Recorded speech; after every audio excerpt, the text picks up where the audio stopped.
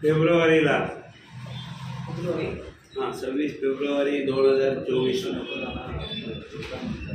महाराष्ट्र सरकारने मराठा समाजाला आरक्षण दिल्याचं गाजर जे आहे किंवा आम्ही त्याचा JR काढला म्हणून सगळ्या ठिकाणी त्यांनी प्रसिद्धी केली।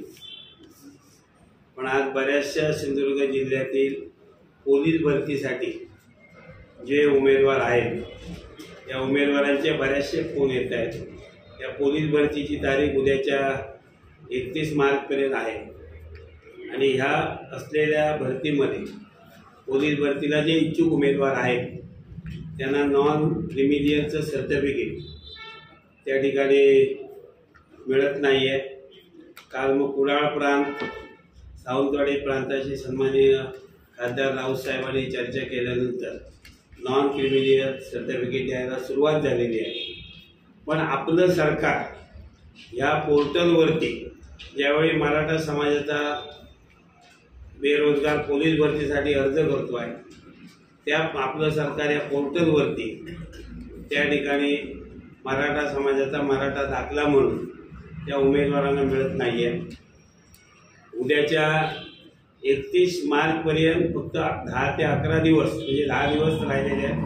त्याच्यामध्ये परत सुट्ट्या आहेत आणि या 10 दिवसामध्ये आज या ठिकाणी ऑनलाईन ही प्रक्रिया करणं, नॉन क्रिमिलियरचं सर्टिफिकेट करणं, मराठा समाजाचा दाखला म्हणजे राज्य शासनाने फक्त अधिवेशन घेऊन आज फक्त या ठिकाणी मराठा समाजाला त्यांनी जे सांगितलं की दिशाभूल करण्याचं काम केलेलं आहे।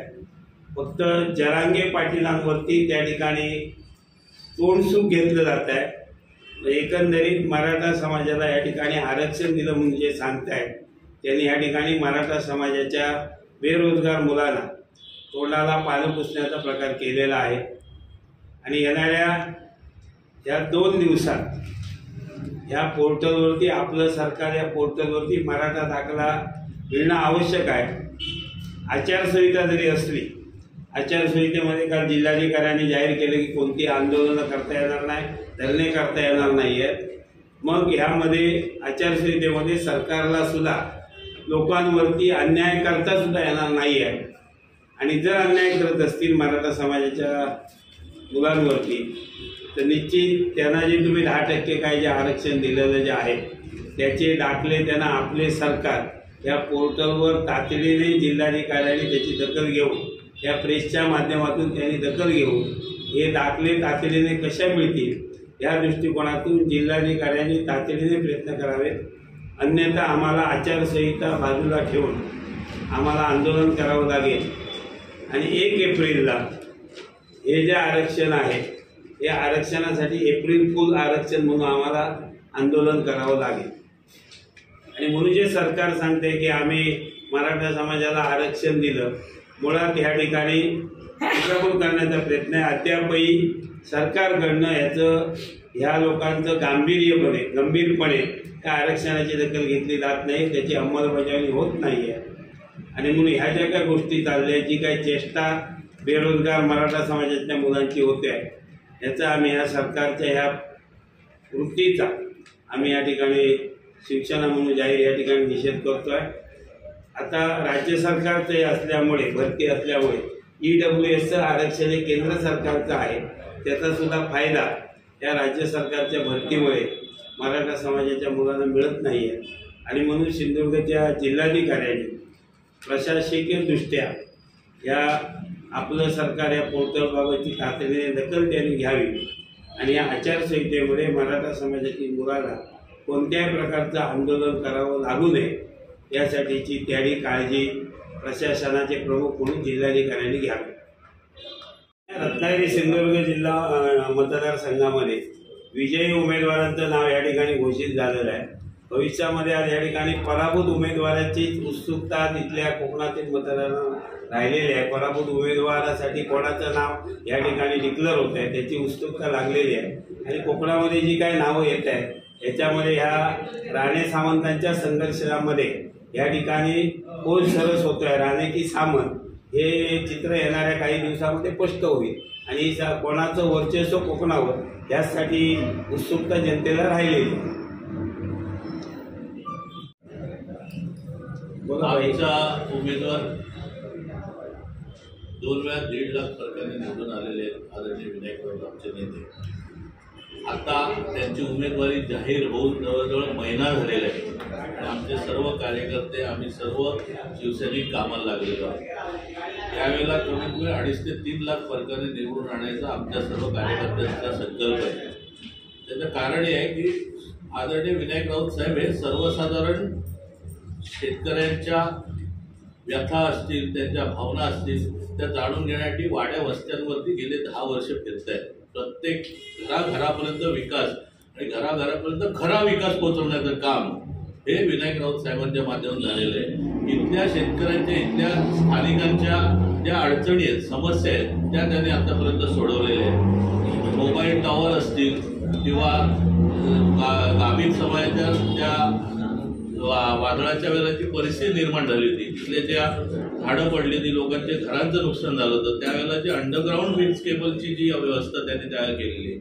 उद्धव साहेब मुख्यमंत्री झाल्यानंतर त्यांच्याकडे आदरणीय विनायक राऊत साहेब असतील, आदरणीय वैभव नाईक जी असतील, या सर्वांनी मागणी करून आपल्याला इथल्या शेतकऱ्यांचा मुलगा, कारण हा सुशिक्षित जिल्हा आहे आणि इथली मुलं ही ज्यांना इथे स्थानिक शिक्षण चांगल्या दर्जाचं मिळावं आणि कमी पैशात मिळावं म्हणून शासकीय मेडिकल कॉलेज हे प्रथम मान्यता मिळवून घेतलेली. तर इथल्या लोकांच्या गरजा पुरवायच्या, इथल्या लोकांना न्याय द्यायचं काम हे इथल्या आमच्या नेत्यांनी केलेलं आहे.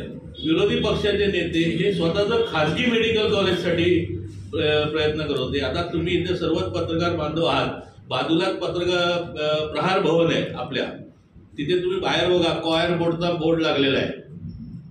म्हणजे स्वतःच्या व्यवसाय म्हणजे सूक्ष्म लघु आणि जे खातं त्यांच्याकडे आहे त्या खात्याचा फायदा हा त्यांनी या जिल्ह्यातल्या जिल्हावासियांना दिलेला नाही, पण स्वतःच्या परिवाराला दिलेला आहे. आणि तिथे कॉयर बोर्डचं जे काही वर्ष मासिक भाडं आहे ते आपल्या कुटुंबाला त्याचं भाडं चालू करून घेतलेलं आहे. ओरोसमध्येही महिला भवनाच्या इथे पण त्याच प्रकारे स्वतःच्या कुटुंबासाठी काम केलेलं आहे. म्हणजे जे समोरचे जे उमेदवार आहेत केंद्रीय मंत्री, त्यांनी जो काय रोजगार आणलाय तो स्वतःच्या कुटुंबासाठी आणलाय आणि राऊत साहेबांनी जी कामं केली ती जनतेसाठी केलेली आहेत. त्याच्यामुळे आजही भारतीय जनता पक्षाकडे राऊत साहेबांच्या विरोधात त्यांना उमेदवार मिळत नाही आणि त्यांनी तो कोणी उभा करावा, पण तो उमेदवार हा 1.5 ते 2 लाख फरकाने निश्चित पराभूत झालेला असेल. वेगळं आणि राजकारण हे वेगळं असतं. किरण सामंतांची आत्महत्या राजकीय दृष्ट्या बघितलं तर किरण सामंत हे व्यावसायिकदृष्ट्या ठेकेदार आहेत, राजकीयदृष्ट्या समाजकारणात उदय सामंत हीच खरा चेहरा आहे. तरी किरण सामंत आणि उदय सामंत या दोघा भावांनी ठरवलं पाहिजे की आपण राजकारण कोणी करायचं आणि व्यवसाय कोणी करायचा. पण त्याची मला वाटतं दखल भारतीय जनता पक्षाने घेतलेली दिसत नाही आणि शिवसेनेचा जो काय तो मिंदे गट आहे म्हणजे एकनाथ शिंदे गट आहे, ते शिंदे गटाने घेतलेली दिसत नाही. निवडणुकीमध्ये महाविकास आघाडीचे उमेदवार खासदार विनायक राऊत हे मोठ्या मतधिक्यानं त्या रत्नागिरी त्या ठिकाणी निवडून येतील. देशामध्ये आज अनेक महत्त्वाचे प्रश्न आहेत आणि या सगळ्या प्रश्नांवर मोदी सरकार हे अपयशी ठरलेलं आहे. महागाई असेल, बेरोजगारी असेल, संविधान बचावासाठी चाललेली लढाई असेल, लोकशाही जी धोक्यात आहे, असे अनेक महत्त्वाचे प्रश्न या ठिकाणी या देशाच्या स्तरावर आहेत. आणि म्हणून जनता जी आहे या देशातली, या मतदारसंघातली, ही या सगळ्या राजकीय अपप्रवृत्तीच्या विरोधामध्ये लढण्यासाठी सज्ज आहे. आणि म्हणून येत्या निवडणुकीमध्ये जो प्रतिसाद या संपूर्ण मतदारसंघामध्ये, देशामध्ये किंवा राज्यामध्ये जो महाविकास आघाडीला मिळतो याचं कारणच आहे की प्रत्येक समाज त्या ठिकाणी असुरक्षित आहे. म्हणजे मराठा समाज त्याला आरक्षण मिळावं अशी मराठा समाजाची भूमिका होती. त्या सरसकट मराठा आरक्षण असेल, सगळे सोयऱ्यांच्या बाबतीत असेल, अजूनही त्यावरचा प्रश्न त्या ठिकाणी सुटलेला नाही. धनगरांना समाजाला आरक्षण मिळालं पाहिजे ही भूमिका त्या ठिकाणी मांडलेली होती. अल्पसंख्याक या समाजाला त्या ठिकाणी मायनॉरिटीला आरक्षण मिळावं ही सुद्धा भूमिका या राज्यामध्ये देशामध्ये त्या ठिकाणी मांडली होती. आणि म्हणून या सगळ्या प्रश्नांवर त्या ठिकाणी हे सरकार त्या ठिकाणी अपयशी ठरलेलं आहे. आणि ज्या पद्धतीनं एक तानाशाही हुकुमशाही अशा पद्धतीनं जे देश चालवण्याचा प्रयत्न गेल्या 10 वर्षामध्ये जो मोदींनी केला, ज्या पद्धतीनं जो भ्रष्टाचार आज इलेक्ट्रॉनिक बॉन्डच्या माध्यमातून जो भ्रष्टाचार झालेला आहे, म्हणजे ज्या CBI असेल, तिथं CID असेल, ED असेल, ह्या सगळ्या ज्या काही यंत्रणा आहेत, ह्या यंत्रणांचा दबाव आणून अनेक उद्योजकांना त्या ठिकाणी हप्ते म्हणजे खंडणी अशा पद्धतीनं फार मोठ्या प्रमाणात इलेक्ट्रॉनिक बॉन्ड त्या ठिकाणी घेतले गेले आणि कोट्यवधी रुपयाचा भ्रष्टाचार हा या देशाच्या स्तरावर त्या ठिकाणी झालेला आहे. आणि म्हणून त्या ठिकाणी मोदी सरकार हे सुद्धा भ्रष्टाचार त्या ठिकाणी मोठ्या प्रमाणात करते. जनतेच्या सगळ्या प्रश्नांवर त्या ठिकाणी त्यांना अपयश त्या ठिकाणी आलेलं आहे आणि लोकांना परिवर्तन हवं आणि म्हणून लोक परिवर्तनासाठी सज्ज झालेले आहेत. म्हणून या देशामध्ये मोदी शहांचं सरकार जाऊन त्या ठिकाणी महाविकास आघाडीचं सरकार हे त्या ठिकाणी आदरणीय या देशाचे काँग्रेसचे नेते राहुलजी गांधी असतील, त्या देशाचे ज्येष्ठ नेते राष्ट्रवादीचे आदरणीय शरद पवार साहेब असतील आणि या महाराष्ट्राचे शिवसेना प्रमुख आणि या राज्याचे माजी मुख्यमंत्री यांचं नेतृत्व असेल, या सगळ्या नेतृत्वाच्या खाली त्या ठिकाणी महाविकास आघाडी एकत्रितपणे त्या ठिकाणी एक संघ आलेले आहेत. आपण पाहिलं की मुंबईच्या शिवाजी पार्कमधून ज्या पद्धतीनं सगळे विरोधी पक्ष घटकपक्ष एकटवले आणि जो एक बुलंद असा विचार चले जाऊची जी घोषणा या निमित्तानं केली, म्हणजे भारतीय जनता पार्टीचं सरकार या देशातनं जावं अशा प्रकारची सुरुवात त्या ठिकाणी झालेली आणि जनतेचा प्रचंड असा उत्स्फूर्त असा प्रतिसाद हा सभांना त्या ठिकाणी मिळतो. उद्धवजींच्या ज्या सभा या महाराष्ट्रामध्ये झाल्या आजपर्यंत त्यांनी त्या ठिकाणी गर्दीचा विक्रम उच्चांक त्या ठिकाणी केलेला आहे. आणि म्हणून जी सहानुभूती जी लोकप्रियता उद्धवजींच्या नेतृत्वाखाली शिवसेनेला जी मिळते, महाविकास आघाडीला मिळते आणि म्हणून या महाराष्ट्रातलं चित्र आपल्याला बदलताना दिसेल, या देशातलं आपल्याला चित्र बदलताना दिसेल आणि येणाऱ्या काळामध्ये या मतदारसंघावर रत्नागिरी सिंधुदुर्गवर त्या ठिकाणी उद्धवजींच्या नेतृत्वाखाली शिवसेनेचे खासदार हे त्या ठिकाणी मोठ्या मताधिक्याने निवडून येतील. आणि या राज्याचे माजी मुख्यमंत्री मंत्री होते, आता ते केंद्रीय मिनिस्टर आहेत. आज ते ह्या लोकसभा निवडणुकीला समोर जायला घाबरत आहेत. नाही तर मागच्या वेळी असं व्हायचं की जेव्हा नारायण राणे यांची उमेदवार म्हणून किंवा एक उमेदवार म्हणून डिक्लेअर झाल्यानंतर राणेंचे समर्थक असतील, राणेंचे कार्यकर्ते असतील, ते मोठा घोषवारा करायचे, घोषणा द्यायचे आणि नारायण राणेच आम्हाला उमेदवार पाहिजे असं सांगायचे.